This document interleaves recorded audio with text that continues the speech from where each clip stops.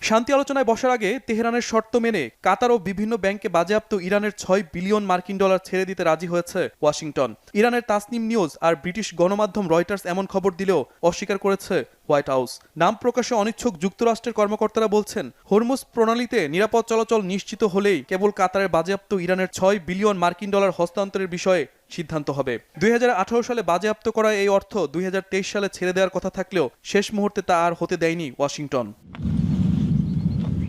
এদিকে যুদ্ধবিরতির আলোচনার মধ্যেই লেবাননে হামলা অব্যাহত রেখেছে ইসরায়েল। শনিবার অন্তত ১০ জন সহ গত ৩ দিনে ৩৫০-র বেশি বাসিন্দাকে হত্যা করেছে নেতানিয়াহু বাহিনী। যুদ্ধবিরতি নিয়ে নেতানিয়াহু সরকার খুব আগ্রহ না দেখালেও আগামী মঙ্গলবার লেবানন সরকারের সাথে আলোচনায় বসতে যাচ্ছে ইসরায়েল। অবশ্য ইরানের সমর্থনপুষ্ট সশস্ত্র গোষ্ঠী হিজবুল্লাহর বিষয়ে কোনো ছাড় হবে না বলে স্পষ্ট জানিয়েছে তেল আবিব।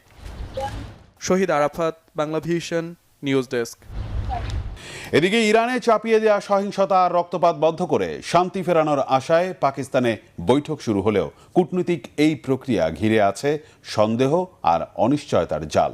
ইরানের পার্লামেন্ট স্পিকার মোহাম্মদ বাগের গালিফাত জানিয়ে দিয়েছেন, সংলাপে যুদ্ধ সমাপ্তির সদিচ্ছা থাকলেও যুক্তরাষ্ট্রের উপর বিন্দুমাত্র বিশ্বাস নেই তেহরানের।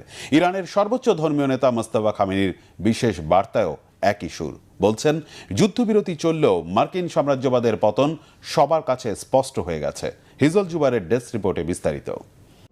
ইরান যুক্তরাষ্ট্র যুদ্ধ অবসানের লক্ষ্যে পাকিস্তানের রাজধানী ইসলামাবাদে আয়োজিত শান্তি আলোচনা থেকে কী ফল আসে সেদিকেই তাকিয়ে আছে সারা বিশ্ব। এরই মাঝে এই আলোচনায় ইরানের প্রধান আলোচক পার্লামেন্ট স্পিকার মোহাম্মদ বাগের গালিবাফ বলেছেন, আমেরিকার সঙ্গে যুদ্ধের অবসানে ইরানের সদিচ্ছা আছে, কিন্তু যুক্তরাষ্ট্রের ওপর তাদের কোনো বিশ্বাস নেই।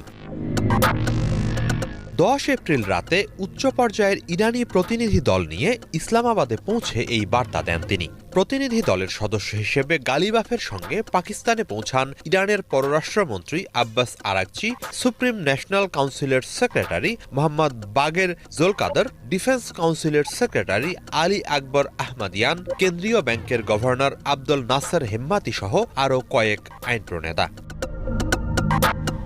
ইসলামাবাদে পৌঁছে ইরানের রাষ্ট্রীয় সংবাদ মাধ্যমকে গালিবাফ বলেন, যুক্তরাষ্ট্র যদি একটি প্রকৃত চুক্তির জন্য প্রস্তুত থাকে তবে ইরানও প্রস্তুত। এরপরই ওয়াশিংটনের সঙ্গে তেহরানের পূর্ববর্তী আলোচনাগুলোর তিক্ত অভিজ্ঞতা স্মরণ করিয়ে দিয়ে গালিবাফ বলেন, দুর্ভাগ্যবশত আমেরিকানদের সঙ্গে আমাদের আলোচনার অভিজ্ঞতা সবসময়ই ব্যর্থতা এবং প্রতিশ্রুতি লঙ্ঘনের মধ্য দিয়ে শেষ হয়েছে।